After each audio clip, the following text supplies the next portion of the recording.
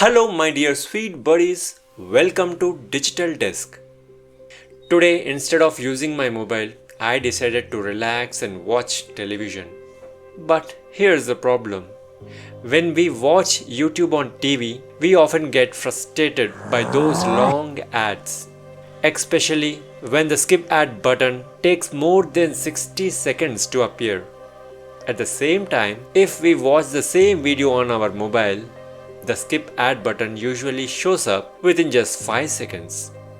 So why does the same video give us short ads on mobile but long ones on TV? Well, I have found a simple solution to fix this.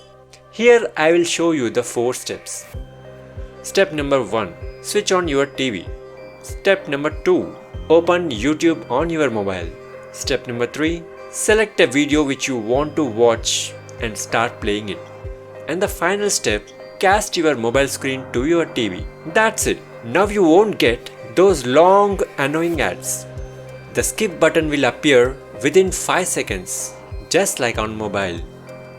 This trick helped me many times and I hope it helps you too. If this tip made your day better, smash that like button. Share it with your buddies and don't forget to subscribe to Digital Desk for more tech hacks and smart tricks.